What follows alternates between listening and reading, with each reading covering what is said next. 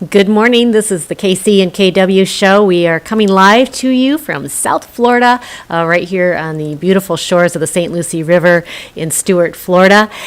Today, my co-host is reporting from Southern Florida, so he's not in the studio with me this morning, but he is going to be joining us via Zoom, so we're still going to have a really good show. And as we had mentioned last week, we're going to be talking a lot about the infrastructure here in America and the weaknesses with that.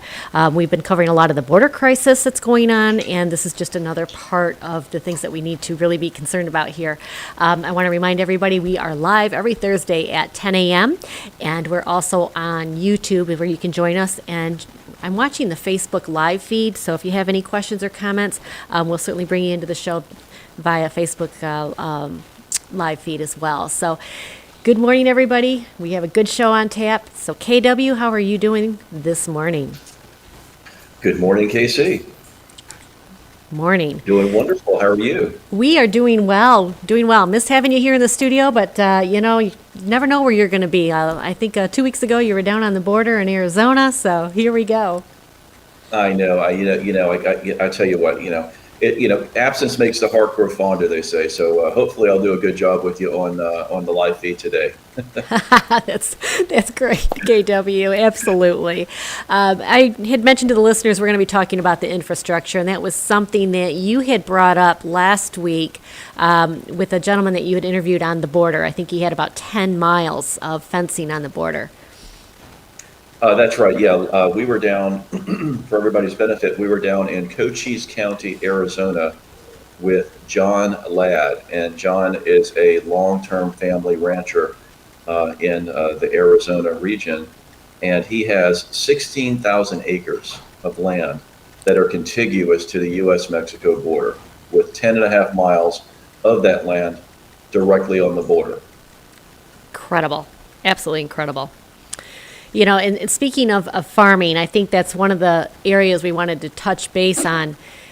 Here in America, many of our farmers' land has been sold to foreign entities. And it's actually a surprising and astounding figure. It's kind of funny. I was doing a little bit of research for the show to find out if I could let the folks know exactly how much land has been purchased. And there's not a lot of recent statistics out there I was able to run across. But in 2006, there was a lot of articles about the ports and also about farmland. Ports was another thing I wanted to talk about.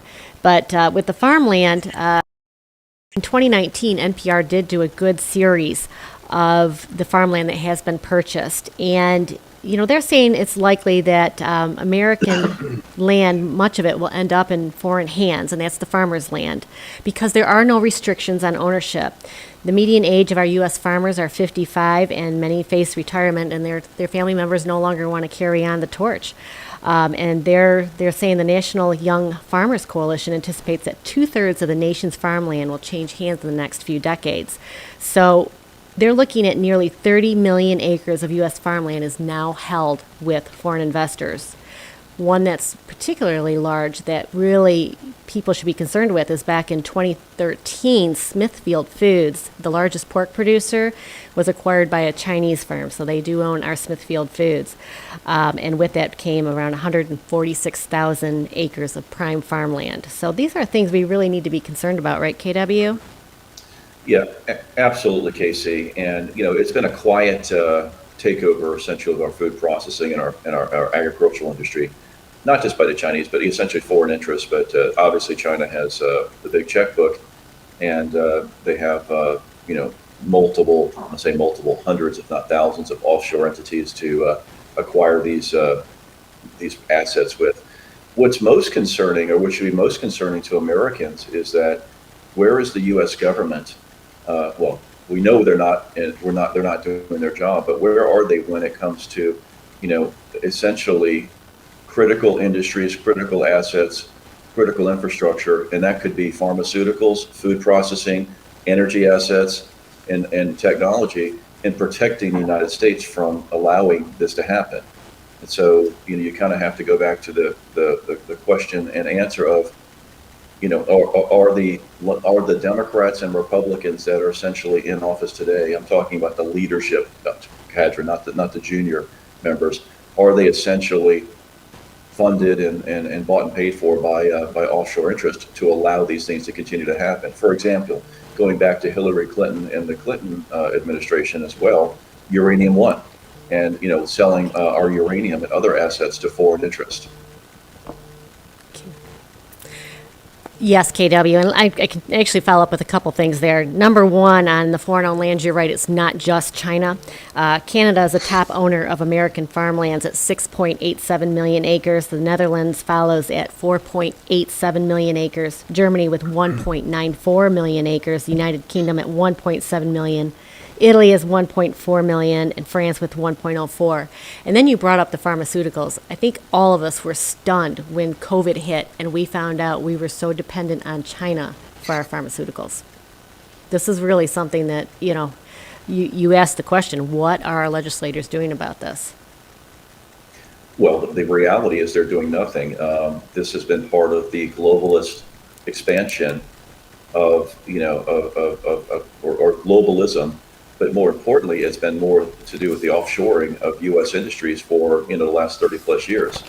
And for everybody's benefit, remember this all started with the concept of just-in-time inventory, right? We don't need to make everything here. We can offshore it and outsource it to China, to Germany, to South America, wherever the consultants were pointing at the time.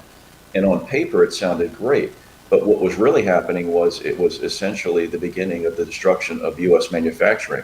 Because once you start what they call just-in-time inventory, meaning you could make it elsewhere cheaper or more efficient, according to the experts, well, what you're doing is you're basically reducing your ability to produce for yourself in critical times of need. And 30 years later, we found out that, well, geez, our pharmaceutical industry had been completely offshored. We couldn't even make penicillin in the United States. All of our technology had been stolen, offshored, sold. All of our manufacturing base had been moved offshore.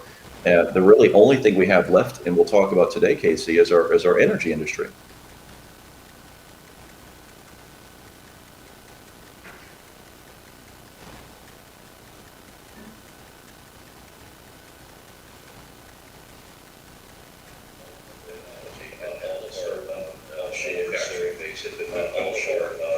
Manufacturing base had been moved offshore. And the really only thing we have left, and we'll talk about today, Casey, is our energy industry.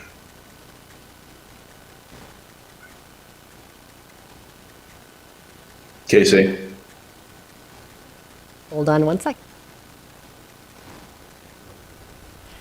Hey, KW, sorry about that. I just had a call come in from a very wonderful person up in Michigan, where I'm from, and her name is Deborah Comstock, and she is a farmer that had done an op-ed on the fact that foreign lands are taking over.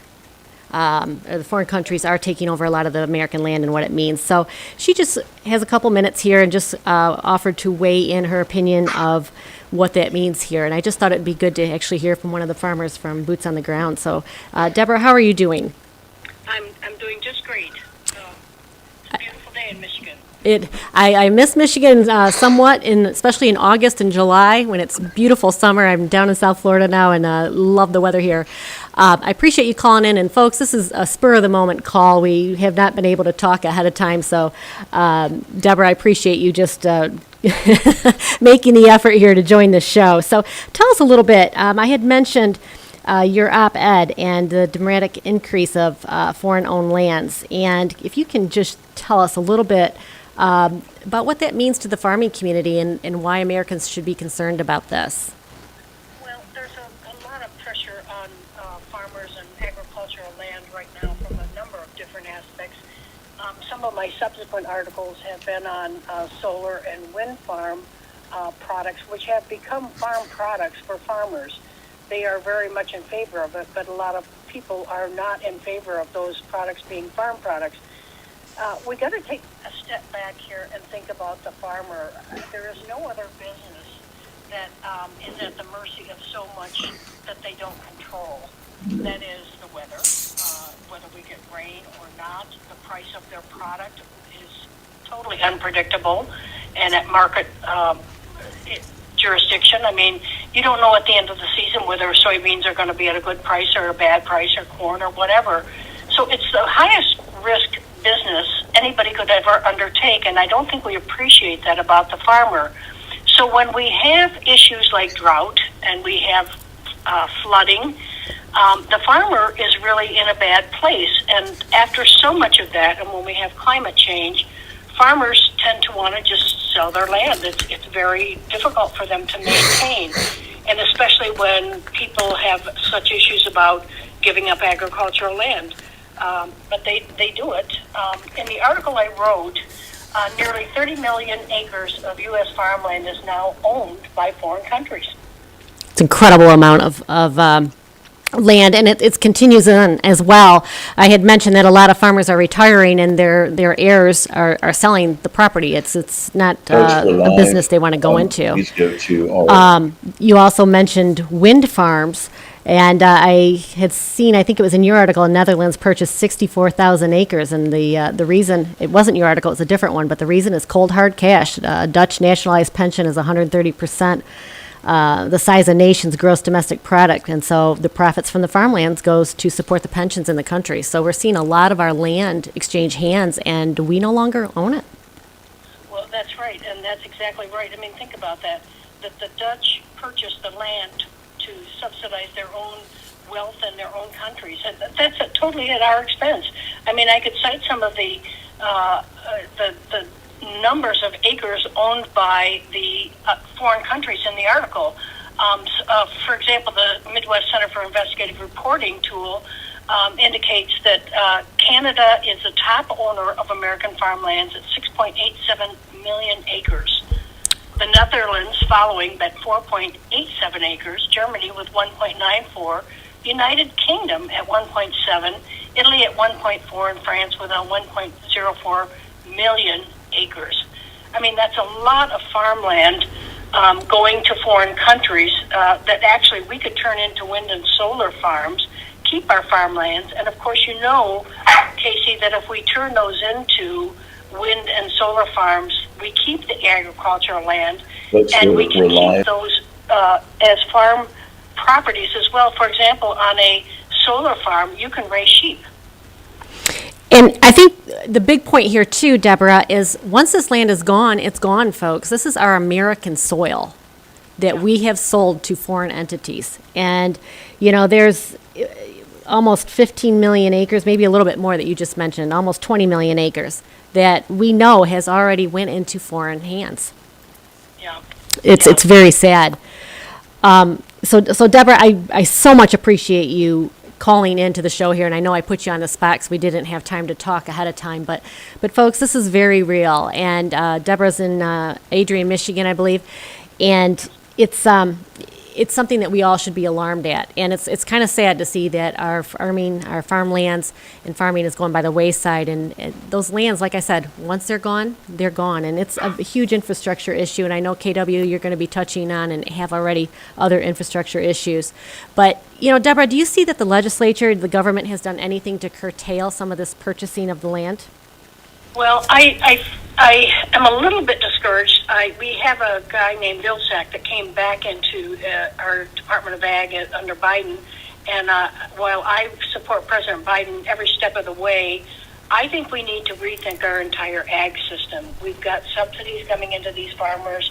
Some of this land is sitting idle, and again, the farmers appreciate the subsidies. But let's rethink our entire ag system. For example, big ag, CAFO systems, you know, commercial farm systems, are polluting our waters and our soil. They're using way too much manure on the land. It's running into the rivers. In Michigan, many of our rivers are polluted because of this and because of the overload of fertilizer.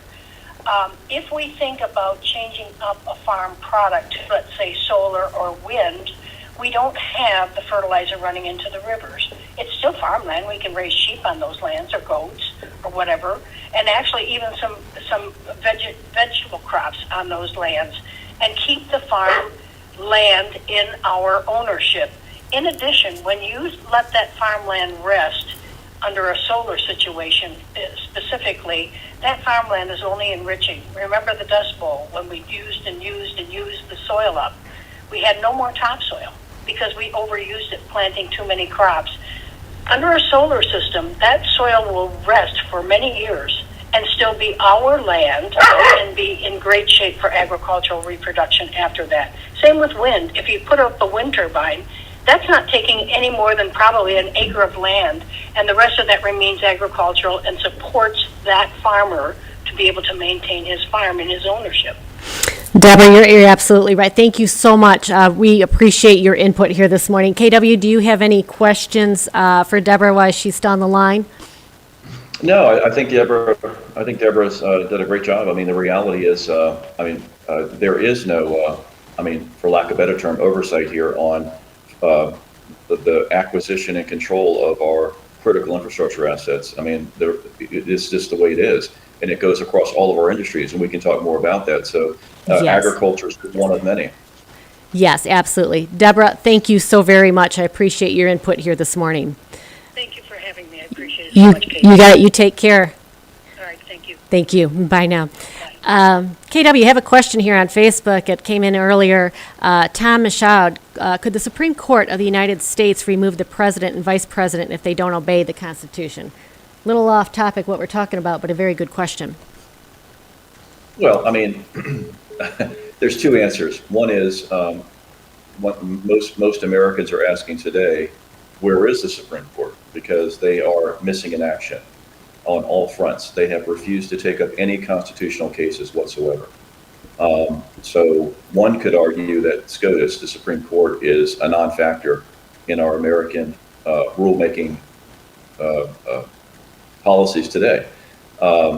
I don't know whether they have the power to remove the president or the vice president. I believe that is the purview of the Senate. Ken Vreeland, you asked Deborah what she produces, and she is off the line now. I can tell you that that area of Michigan is heavily farmed with corn and soybeans. So I don't know 100% that that's what Deborah does, but more than likely she's either farming corn and soybeans. So, KW, let's talk a little bit more about other infrastructure. I know I was on the phone talking to Deborah real quick when you were covering issues before, but this is your strength and your background is infrastructure. And there are so many areas, and Deborah touched on something that impacts us here in South Florida so much, and that's, environmental issues with our water. But we certainly have that here in South Florida as well. We can talk a little bit more in general on water, not just pollution that has runoff, phosphates, and that type of thing, and phosphorus, but also our infrastructure of water systems throughout the United States. That's another issue that is facing a crisis, for example, Flint, Michigan.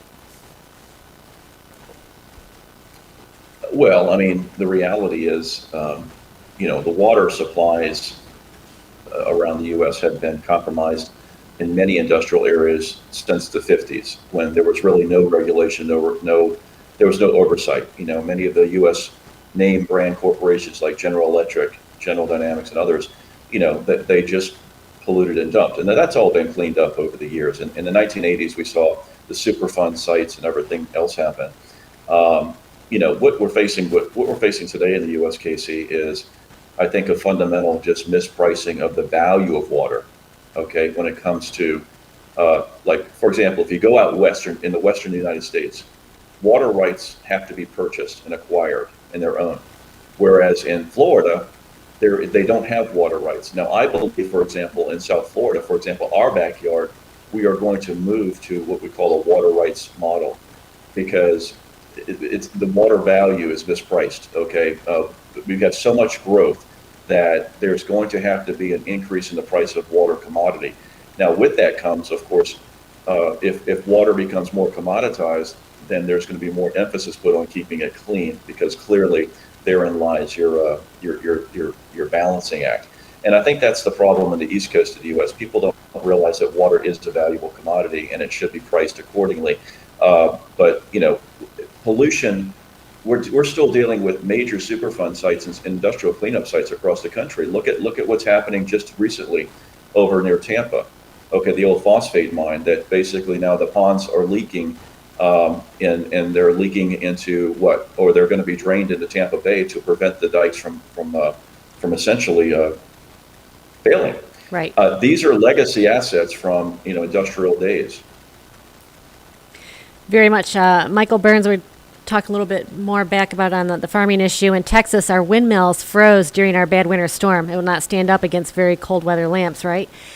That's an interesting point to make with windmills. We're a very large country, we're a vast country, but interesting that they froze up. I'm not sure how to answer that, Michael Burns, because I don't know the answer. I can tell you there are many windmill farms in Michigan, which of course gets very cold, so there might be different technologies for different windmills. I'm not sure, but interesting thing to Well, point out. Casey, if I may add, the problem we have with renewable energy is that the byproduct of renewable energy is toxic, and we don't have any real way to deal with it. For example, most people don't understand that when we retire wind turbines, the wind blades we can't do anything with. So there are boneyards in the desert where we have to basically dig big pits and just put these old blades that have toxic materials in them in these massive pits. We don't have the proper way to dispose of the battery technology when the battery's useful life has ended.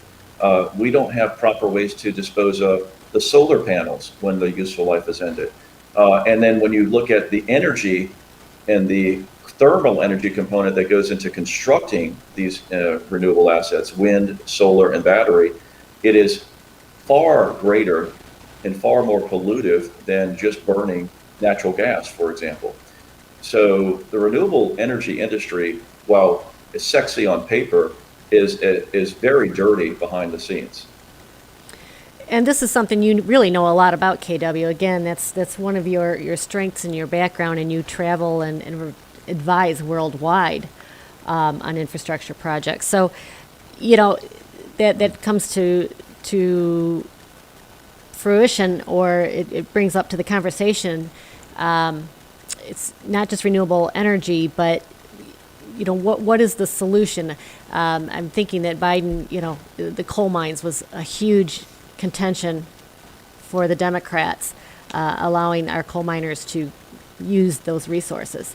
And Donald Trump supported that, where, of course, Biden and the left do not. Kind of what do you feel about that? And again, what is the solution for our energy sources? Well, look, the reality is we have an abundance of natural gas available to us in the United States. Due to, millions of years of geologic formations that we could spend hours talking about, the reality is we are now able with technology to tap it cleanly and effectively. Okay, most people, the word that they use is fracking. Now, what fracking does is it allows us to tap into deposits of natural gas that we normally were not able to tap into. So we have plentiful clean energy. Yes, should we have some solar and some wind? Of course. We already have quite a bit of solar and quite a bit of wind for everybody's benefit. We have wind corridors in California, in the Midwest, and in Texas that, frankly, we have too much. And as we saw in Texas, over-reliance on wind is a problem. So we have to basically recognize that we have a box that we have to work in. And that box is economical for our industrial base and for our consumers. If we basically try to enact what they are calling the Green New Deal now, for example, it will bankrupt our country, okay? I want everybody to understand. I've been doing this 30 plus years. There is no way possible to enact any form of what I don't call, whether you call it liberals, Democrats, socialists, or anybody enacting a Green New Deal. It will bankrupt our country, and it is not practical. We cannot run the country on renewable energy. It's not possible.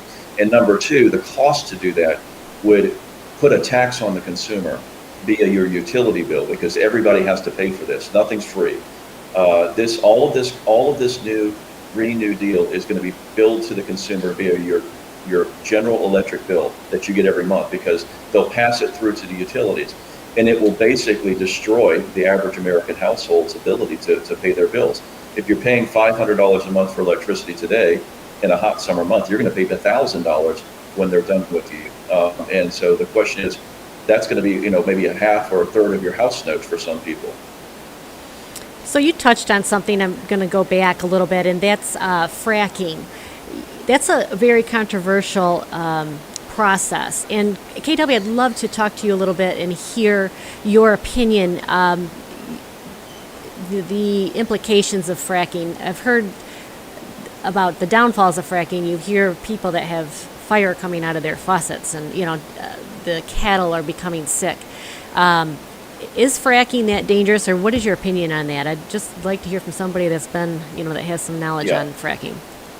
Yeah, initially I will tell everybody, initially, and you can, this is public information, when the fracking first started and it became commercialized, not because fracking's been around forever, horizontal drilling's been around forever, but fracking on a wholesale basis to really run big commercial wells in areas like North Dakota, the Marcellus Shale, which is Pennsylvania, West Virginia, and of course down in the Permian Basin, Texas and New Mexico.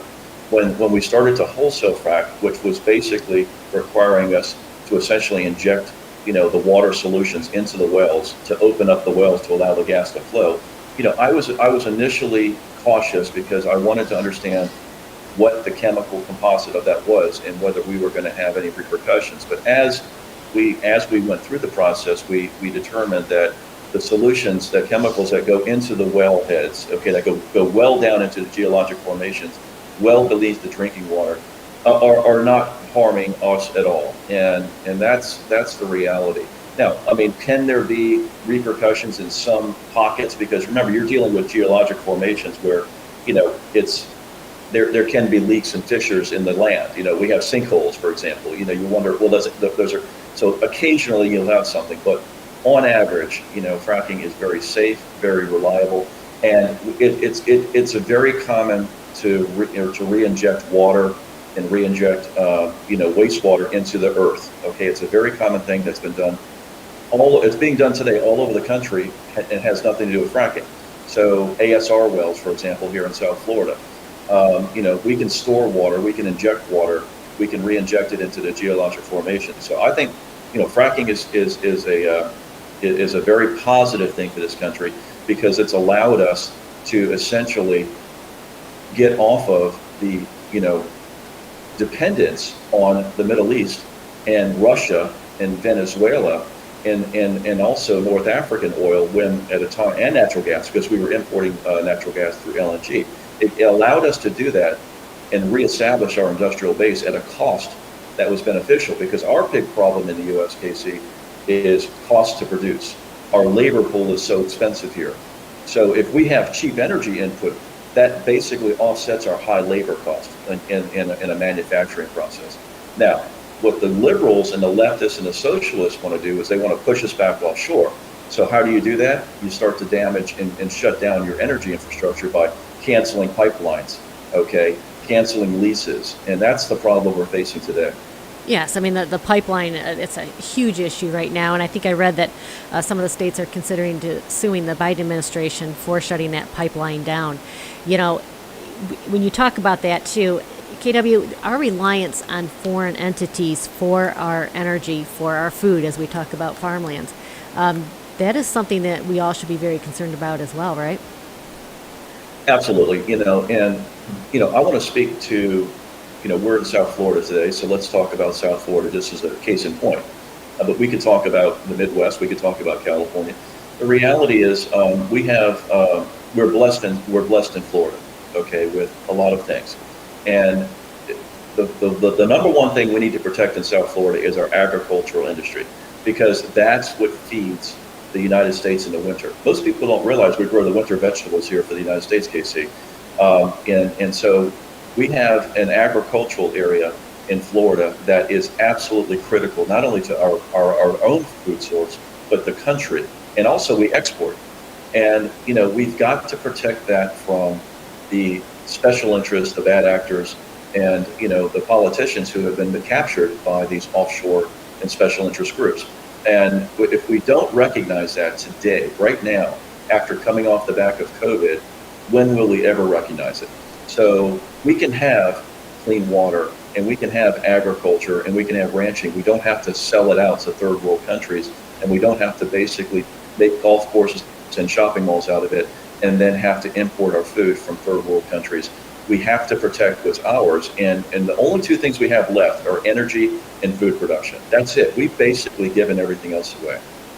And we're starting to give that away, and it's very frightening if you think about all the lands right here and in our country that we have sold to foreign entities. I want to backtrack 1 second. You had mentioned ASR wells, just to let folks know what that is. They're aquifer Okay. storage recovery wells, and here in Florida, they're used for different purposes, but right in the Stewart area, we have discharges from Lake Okeechobee, and there are too many discharges. The freshwater ruins our brackish water, so they're trying to figure out ways to stop so many of these discharges, and ASR wells are one of those options. And it's unique, or it's interesting, because they'll inject the fresh water into these wells. The water table down below is brackish, and because it's fresh water and brackish water, there's a bubble of fresh water that stays right by the well, and you can pull it back up and use it in times of drought. So a very interesting technology that has been around for decades. And speaking of infrastructure, KW, let's talk a little bit about President Biden's infrastructure plan to raise taxes. He is suggesting that the federal corporate tax rate be raised from 21 to 28%, folks. And this is the highest in the world. Combined U.S. corporate rate under President Biden's jobs would be the highest in the Organization for Economic and Cooperation Development. It's 37 member countries. We would have the highest. This is so disappointing to me, because under President Trump, he did lower the tax rates, and unemployment went down. Jobs were more plentiful, and also wages were increasing. So now, imposing a higher tax, I mean, this is going to be very detrimental to our workforce. Well, Casey, their taxes have multiple levels, and so I want everybody to understand it's not just what we call the rack rate tax, okay? The reality is that the U.S. economy, as it stands today, and the trajectory that look, let's everybody understand, it's not the Biden-Harris tax drive, okay? It's a socialistic drive that's going to basically bury the U.S. economy. And what that means is that the overall tax to the consumer is going to be well over 50% when you factor into the equation how much you pay for gas at the fuel pump, okay? How much you pay for your electricity bill every month, how much you pay for your water bill every month, your base. So these are all hidden taxes, right? Because they slip these into the rate base due to federal regulatory abilities. Remember, the Federal Energy Regulatory Commission runs what? Oversees our pipelines, our transmission distribution systems. And then when they issue all these subsidies, they push them down into the states, and then the state utility companies basically just add that to the rate base. So when you look at the corporate tax, when you look at the fuel tax, when you look at the electricity tax, water tax, and other sales taxes, our overall tax rate is going to be well over 50+%. Now, and if you go to New York City today, of course, you're paying probably 60 all in. But my point to you is this, and to the viewers is this: it's not just a static rate increase; it's an across-the-board assault on all of our consumables, and that's the only way that you can pay for a socialistic agenda. You've got to tax everything. So what will manufacturers do? If they have import tariffs or locals, they'll just add to that. They'll pass it on to the consumer. So you'll see it in everything you buy. You'll see it in the bottle of water you purchase. It'll go from $1.69 to $1.89. Whatever it is, it'll be passed on, so that effective tax rate will be excessively higher than the corporate tax rate that the corporations pay. That's the point I want to make. The consumers are going to pay the bill. The consumers are going to pay the bill, but the other implication that I believe will happen again, as it has in the past, is corporations will leave the country and manufacture where they have cheaper labor. As long as they're able to import their goods and make more money, that's what they're going to do. I mean, they're forced to do it when you have the highest tax rate. They're forced to go elsewhere. So I think it's a double-edged sword. Yes, we're going to pay more as consumers, but we're also going to lose good-paying jobs. Well, that's exactly the point, and that's the purpose of that's been the model that we've been under for the last 30 years, Casey. That's really taken this country down. And as I can only speak for the energy and infrastructure sector, and I've worked globally, but I'm obviously plugged into the U.S. And we've done everything we can to protect the U.S. energy independence or road to independence, because we know that everything that happens in this country from an industrial, manufacturing, and operational perspective depends on how much that unleaded gas is, how much that diesel gas is, how much that natural gas is, because that's your base, that's the majority of your cost. Transportation. If diesel gas goes to, or diesel fuel goes to $6 a gallon, I mean, the amount of pass-through cost to the consumer is going to be off the charts. So it's directly correlated to the offshoring of the U.S. industry, because if you basically make energy and infrastructure so expensive in the U.S. with labor, okay, to your point, then yes, everything will find a cheaper home. But the problem is when you re-import it into the United States, that's when it becomes that much more expensive. And then when you have a crisis like we just had in COVID, and we're looking for supplies, and basically, let's just say Mr. X is the president and says, well, I'm going to basically, federalize, under the National Defense Act, General Electric and Ford and others to start making things, and they say, well, we don't have the ability to manufacture that. Absolutely right. And also to your point previously about the energy, trying to keep our energy local, and I mean, whether it's coal, whether it's oil, natural gas. Another part of the Biden infrastructure plan is to eliminate certain deductions and credits for the fossil fuel industry. That's another way to shut down our fossil fuel industry right here in the United States and force companies to go elsewhere or increase our reliance on foreign providers. Well, Casey, the energy industry, and I'm talking about renewable as well as fossil fuel, operates off of tax credits. Tax credits are critical. Nobody invests in solar or wind without tax credits. The oil and gas industry, in the U.S. was originally private partnerships that were tax-driven partnerships because it was uneconomical to drill at early in the 80s and 70s without the tax benefit. That's what fostered the investment. So you have to have tax incentives, but you can't have tax incentives that are weighted one way or the other. They have to be balanced. And the problem is now we've got a regime in place that wants to essentially tilt the game towards very expensive renewables and to the disadvantage of our very cheap, very clean natural gas, okay, which is very critical to our, we need natural gas for our chemical facilities, for our fertilizer plants, for all of our power plants. Most people don't realize that the majority of our power plants have been converted to natural gas, and we're building more, okay? And if we don't have that gas, we're not going to be able to generate electricity in this country because we've shut down a lot of our coal plants. And that's another thing that's a frightening thought is our energy grid, our electrical grid across the country. That has been something that has been failing sporadically over the years. And, KW, there is so much aging infrastructure in this country, and it is a problem. So I think that what we need to focus on with our elected officials is what the solution is, right? It's not raising taxes. It's not eliminating these deductions for like the fossil fuel industry. We have to raise money. I mean, I think Trump was on the right path of raising money by bringing manufacturing back to the United States, raising wages. If everybody's making more money, they pay more taxes in the end. And that's, in my opinion, how we fund our infrastructure projects that definitely need to be done. We've got aging bridges, we've got aging pipes and lead pipes. I mean, it just goes on and on. I mean, what are your thoughts on that, KW? Well, yes, the U.S. infrastructure, our domestic infrastructure is aged, it's decrepit, and candidly falling apart. I mean, if you go to most U.S. airports, they're a disaster. If you go to even if you go to Dubai or you go to Paris, you go to other international locations, their airports are relatively modern and clean and organized. But our bridge and infrastructure system is very, very poor condition. we've got massive problems on our national highways. Our rail, for example, Amtrak rail is a disaster. Not the passenger, but infrastructure, the rail beds are disaster.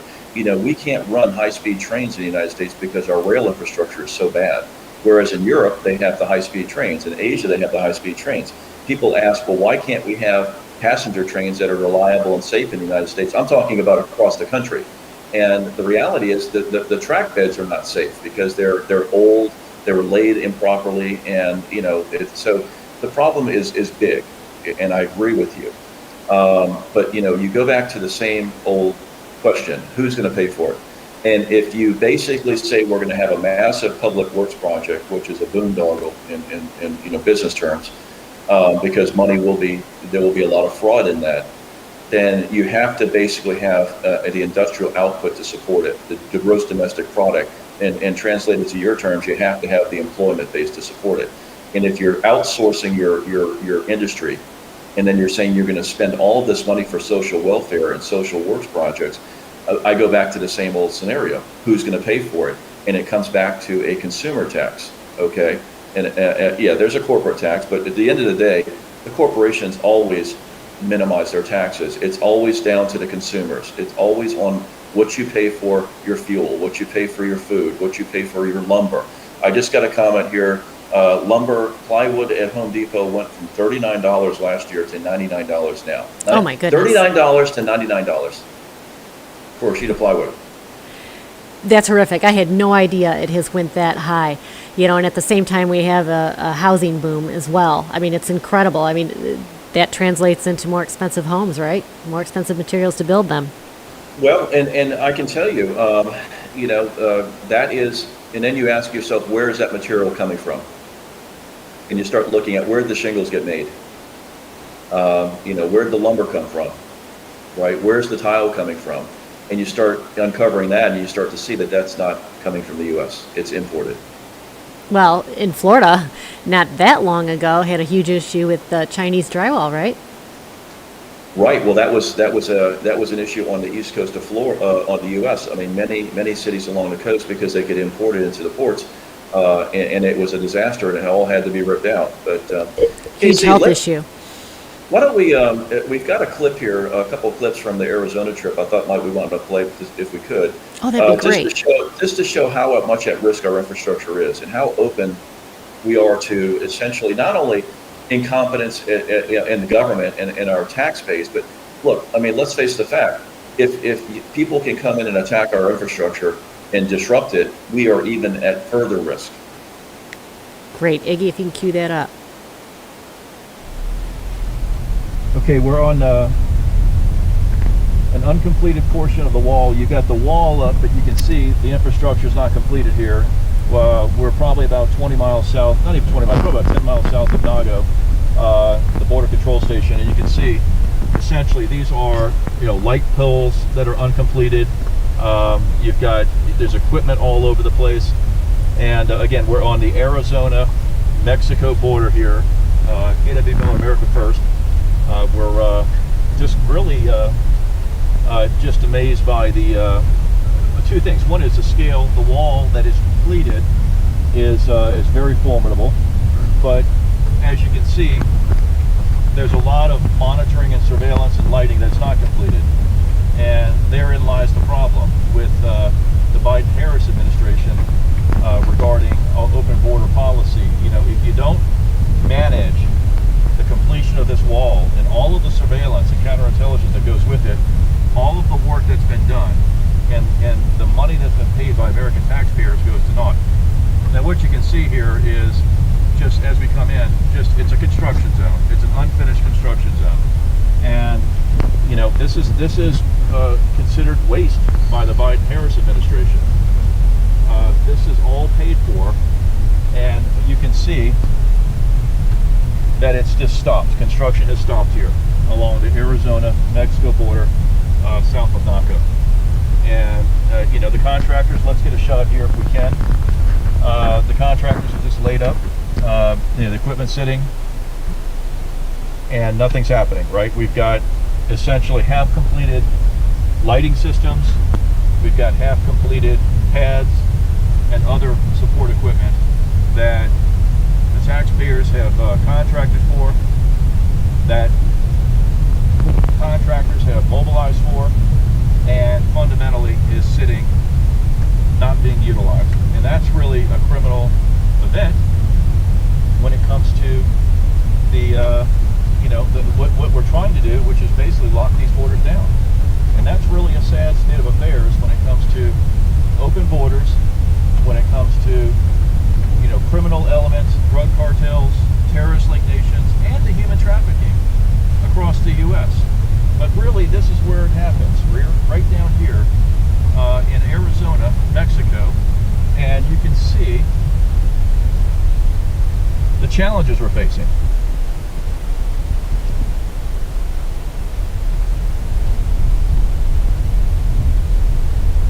Now we're coming across, this is the old El Paso natural gas processing facility here with the Mexican border. This has been here for a while. For those of you from the energy business. And you can see this is unmonitored. Now let me explain something to you. Let's get a shot of these pipes. It wouldn't take a terrorist a very small amount of explosives to blow that line and create havoc on our southern border with what? Our natural gas supply. Okay, our interconnect with Mexico. This is what we're talking about. Look at all of the unfinished construction here along the Arizona-Mexico border. We have no border patrol out here. Okay, we have some electronic surveillance stations up in the hills. We don't know if they're actually being used. And the fact that Kennedy Miller, America First, could drive right up to a unguarded, unprotected natural gas compression station, processing station, which is critical to our infrastructure, without any security stopping me, ought to tell you right then and there that we've got a problem in this country. Okay, look at all this porous land behind me. This is basically drug cartel territory. We'll be in touch soon. We just wanted to give you this first-hand account. We're on the Arizona-New Mexico border. We're heading south. And as you can see, there is absolutely no coverage from a security perspective whatsoever. Uncompleted, unfinished. KW, that makes me so angry. Thank you for covering that. We were doing the right thing. We were putting up a wall. President Trump had allocated a lot of funds to that, and for President Biden to come in and just put a stop to all of that money that we Americans work so hard for, pay our taxes, and we expect our government to spend it wisely, and to just go in there, shut this down, and leave it half built. See the construction equipment there, no longer used. Those jobs are no longer there. They're not employed. It absolutely makes me sick. Well, it's, as I said, it's criminal. The reality is, contractors were paid guaranteed, they were given guaranteed contracts, Casey, and rightfully so, right? You want to lock this in and get it done. You want to order the steel, order the power line, the lighting, all of the technology that goes with it. And, the Biden administration just laid that up, not only in Arizona, but across, New Mexico, California, and Texas. And essentially basically said we're open for business again, right? It just basically said terrorism is not an issue, drug trafficking is not an issue, human trafficking is not an issue. And look, just while I was down there in that 10.5 mile stretch, John Ladd said that they had interdicted 27 different nationalities. And that's just what they caught. Think about what you didn't catch. That's right. Let me, if we could, Casey, while we got time, could we just get back to, we have another small, like a 2-minute clip of the actual industrial facility I want to show, if Iggy could play that. Do we have time? Yep, Iggy's queuing that up. Okay. Let's listen here. I'm sorry, it was a windy day out there, so I apologize. It's an absolute priority. Number one, first, security first. So, remember I told you that Arizona is a major transit point for terrorist-linked organizations and countries, as well as drug cartels. pressure pipeline. Let's get a camera come around here. I'm sitting on top of the natural gas pipeline that was formerly El Paso. Look at the border wall. Look at the high pressure pipe. Okay, let's pan around here. You can hear it. You can hear the pressure. The pipe's being pressurized. This is a critical piece of infrastructure sitting right on the Arizona border that basically is 100% exposed. Okay, 100% exposed to terrorism. Okay, whether it's domestic terrorism or international terrorism. You take out this pipeline facility, and you take out a lot of industrial capacity, both here and in Mexico. Now, this is what I'm talking about. When I talk about the fact that we are exposed in our open border problems that are creating a crisis, it's not just humanitarian. It's not just terrorists that are going to go out and blow up buildings, okay, and kill people. It's not just essentially the drug trade. It's this right here, our industrial assets, okay? These are the lifeline of the United States. Our natural gas pipelines and our crude oil pipelines are absolutely critical to keep this country going, to keep us energy independent. In fact, now I'm an expert in energy and I know what to do with these pipes, but the reality is these are 100% exposed. If I was a terrorist, I could have come right up here, I could have planted charges, and I could have destroyed essentially what is probably the most critical transport in our compression stations along the line. This is what the problem is with the Biden-Harris open border issues. We've got to lock them down now. It's not just human trafficking, it's drugs, industrial assets that are exposed. Bad actors are coming into the country to do bad things to this country. Okay? They're not here for the American dream. They're here to do bad things. I'm showing you this because I want you to understand how bad it is and how many things that we have to work on in this country. This is K.W. Miller, live from the Arizona-Mexico border. Well, KW, thank you for going out there to show everybody what is happening out there. That's boots on the ground. This is something that, mainstream media, they certainly don't show Americans. And you brought up some really good points. And I also will bring a comment in from Facebook.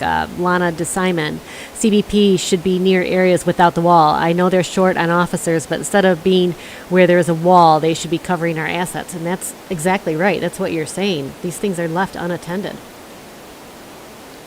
Well, yeah, Casey, and when I saw that, and I apologize, it was a very windy day, so, it was a little difficult to get the video done, but when I saw that, I was flabbergasted because, given everything that we've had happen to this country, going from 9/11, to other, infrastructure attacks, to have a mainline gas pipeline, high pressure line sitting wide open right there on the Mexico-Arizona border, it just blew me away. I just could not believe I was seeing it. And that's just one example of many.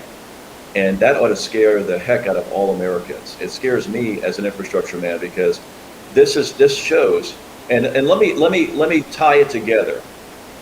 Just recently, and this is just what we know. Just recently, 2 terrorist watch list Yemenis were captured. It wouldn't have taken any terrorist coming out of the Middle East with explosive knowledge 2 minutes to take those pipes out. That's it. They could have planted a charge and been gone, and we would have been in a whole world of hurt on our complete southern flank with natural gas supply. That's how dangerous this situation is, KC. And if we don't wake people up to the fact that we've got serious infrastructure risk, and the fact that open borders are not just a humanitarian problem, it's a national security problem, then I don't know, I don't know what it's going to take. Is it going to take another attack, another series of attacks for people to say, oh, well, we probably should have locked that down?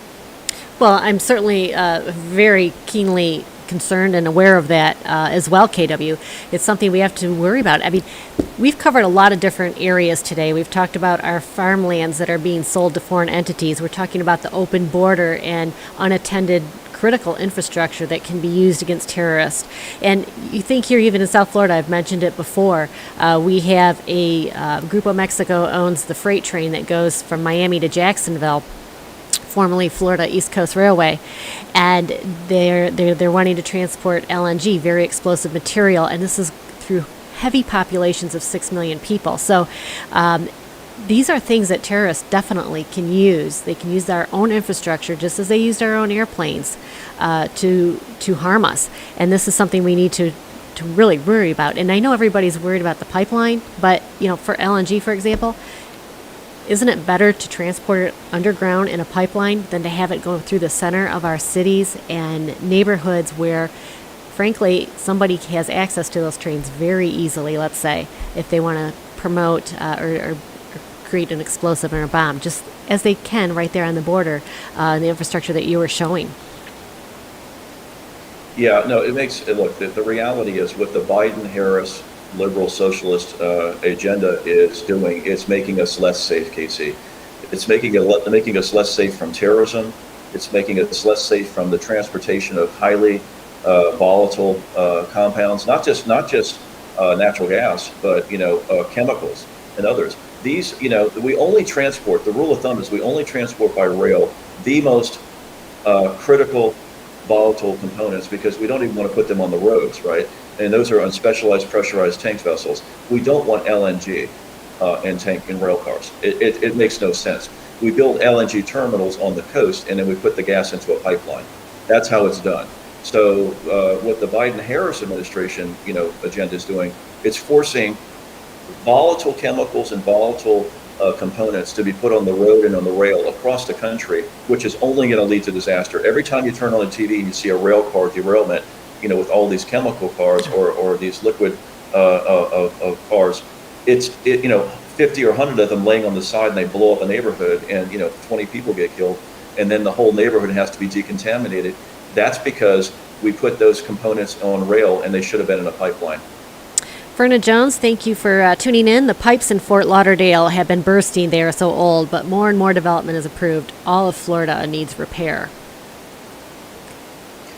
Well, there you go. I mean, for example, when you have Fort Lauderdale is a great example for everybody, for the nation, because the aging infrastructure in Fort Lauderdale is so bad. The sewage lines are literally falling apart on every other block, and all they try to do is wait for them to blow up. They have an environmental disaster, then they go in and patch it, and then another one blows up, and 100,000 gallons of raw sewage goes into the waterway or whatever. And it's not the way to run this. They've got to basically go in and just completely rebuild all the main lines, but they won't do it. And that's the system that's being put in place across the country, Casey, is all of these aging infrastructure sewer lines are rupturing, and they're polluting not only our land, but basically our waterways. Miami has the same problem. It does. It's not weekly, but sometimes it feels like it about the sewage leaks that go into either the intercoastal waterways or the ocean. Lana DeSimon, it will happen, and she's talking about terrorism. It's just when. Every day I wonder if today is the day 911 will be small in comparison to what I feel is going to happen, and that's certainly a concern we all share. And Michael Burns, I believe the states should initiate a complete takeover of their own portion of the southern border by using their state National Guard. I believe we can no longer trust the federal government to protect us. Well, I've been a big proponent, Casey, and a big critic of the border state governors for not deploying the National Guard. The National Guard is not in place to be essentially a tool of the federal government, meaning the dog and pony show we have in Washington, D.C. They're there for natural disasters and states of emergency in the home states. And Texas, Arizona, at a very minimum, should have 100% of the National Guard on those borders, locking them down. And they won't do it because the governors are, while they talk about it, they won't do it. And so I agree. And the states, remember, it's the state sovereignty that's being invaded, not the federal government sovereignty. It's the state of Arizona that's being invaded. The state of Texas is being invaded. New Mexico and California. And so the people in those states are, and I can tell you from Arizona, being down there, they've had enough, and they want the borders locked down. But the governor and the governors are so they're tied into the machine. Okay, they can't do it because they're afraid of the repercussions from the establishment. And yet we have the National Guard still on duty in Washington, D.C. Right, and meanwhile, terrorists from terrorist league nations. Like I said, I want to remind everybody, just in that 10.5 mile stretch and these are the ones that were caught, 27 different nationalities coming through. How many different nationalities are coming through the border at the Capitol? You see my point? I mean, Right. Oh, I we're do. you know, it's a joke. I mean, we're basically, our U.S. sovereignty, our U.S. immigration system, our U.S. security has been absolutely abandoned, Casey. And coming from somebody who was in the towers in '93 when it was hit the first time, and who worked up there and I lost a lot of friends from the financial and commodity business. It's an absolute criminal act, in my opinion. As far as I'm concerned, what's happening today at the U.S. border is an absolute criminal act by the federal government and by the state government, because they're not acting to protect America from terrorists and drugs. And, you know, as I think it was Lana that had said before, just wait and see. If it's something that you're talking about, something that you're seeing, the terrorists have thought about it long before. It's just going to be a matter of time, because our borders are open. We don't know who's coming through. And there are certainly plenty of opportunity to use, as they did before, our own infrastructure, our own commodities against us. And Lana, again, Miami Beach is the worst for roads and infrastructure. It's been a Band-Aid fix for 30 years. And, you know, that's true of around the country, right, KW? And we got to wrap up here. Our hour has flown by. But that's all America's been doing with our infrastructure, is Band-Aid fixing. And it's really starting to crumble, fall apart, and come to a fruition that we need to fix our infrastructure now. A Band-Aid is no longer going to work. Well, yeah, at some point, the engineering structures fail, Casey, and when they fail, people get killed. So you're absolutely right. And when you look at our aging bridges, tunnels, and highways, and other assets, you know, the reality is they've become a public safety hazard, you know, in many cities across the country. So, you know, again, the problem with the United States is this, and I will say this because security and infrastructure go hand in hand, right? We work hand in hand. And the problem with the United States is this: they do not react until there's a crisis, and they do not react until there's an event. So it's sad to say, as I'm sitting here today, but I can almost assure you that the United States as a country will not react to this terrorist threat until somebody is killed. And I'm not talking about one person, I'm talking about 50 or 100 or thousands, because they're not going to do anything, because it's just not the way the United States works. It's sit back and wait and react versus being proactive. And that's the problem. And then everybody's going to say, well, how did this happen? Well, I'm telling you how it happened. They came through the southern border, and they've been coming through nonstop. And they basically are, you know, they've already got their targets picked. It's just a matter of when they're going to hit them. They're going to hit power plants, pipelines, they're going to hit buildings, whatever they're going to hit. And I don't want anybody to get killed, but I'm telling you, being in this business 30 years, it's happening, it's going to happen. And then everybody's going to sit back and say, well, why did we let this happen? How did we ever open our borders after September 11? And after we went to war in Afghanistan, we went to war in Iraq, we went to war in Syria, we went to war in Yemen and everywhere else that they had jihadis, and then we basically opened our border and let them walk right in.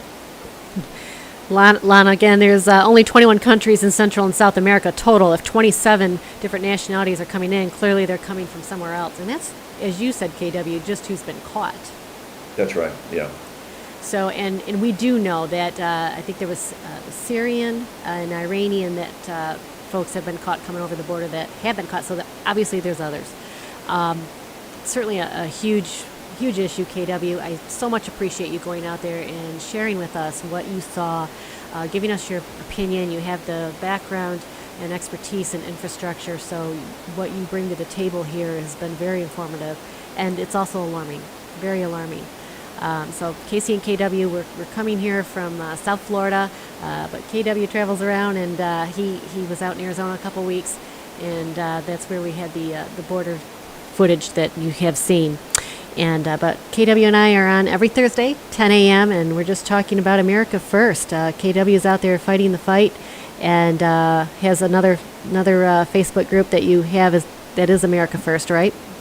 We do, yeah, we do. We have, well, for everybody's benefit, we have, please go to sign up. It's www.americafirstpc, as in politically correct.org. That's our website. And then we have KW Miller America First on Facebook. where everybody can congregate and make, add comments. But please join us on the website. Sign up so we can get you our updates. And look, America First is for everybody. There's no, Casey. There's no identity politics in America First. It's for everybody in this country. We have to do it the right way. Of course, we want folks to come into the country systematically every year the legal way. We cannot have open borders. It destroys the economy. It destroys our national identity. But look, we're in uncharted territories, which is why we formed the America First Foundation. And I think that's fundamentally why we do this radio show every week, is because we want to make a change. And we want to make a change in South Florida, but we also want to make a change around the country. And for everybody who's listening in Florida, they know that you and I are deeply passionate about the water, about the environment, the agriculture, but we have to do it all in unison. There cannot be one special interest group that drives the agenda. And that's something we have to continue to work on, because right now, when we talk about our food supply and our water in South Florida, special interest has really captured it. And maybe that's something we can talk about at a later date on another show. Absolutely. Our time has run out. KW, thank you so much again for the coverage out at the border. Really, our intent is just to let people know that we really need to pay attention to who we're electing in office. Just because they have an R or a D behind their name does not mean they're looking out for America's best interest. And you've really pointed out some issues that, to this day, you went out to the border, you've shown these things, and nothing has changed yet on the border. It's still open. Folks are still coming across. A few people have said, "Oh, this is wrong," but that's as far as it's gone. And it's something that we as Americans, this is our elected officials. They're representing us. They're making these decisions for us. And here, we just can't sit quietly and let this happen, right, KW? No, we're going to keep talking. Casey, you and I talked about this, and what the viewers know. We're here to talk, to put the issues on the table, to try and educate, and open everybody's eyes, right? So the whole thing is just keep putting the facts, the information out there, and let's keep doing that. And if we keep doing that and get people to wake up, hopefully that'll basically inspire this nation to really take action, take charge on the things we need to do. Well, thank you very much, KW. We are going to sign off. Again, we're coming to you. You're on Facebook Live, and we also have YouTube every Thursday at 10 a.m. If you have a topic you want to have us cover, just drop us a note. Private message us through Facebook, and we'd be happy to discuss that. So it's always good to look out for America First, and good having you on, KW. Thank you, Casey. Till next week, we'll see you Thursday, 10 a.m. from Stuart, Florida.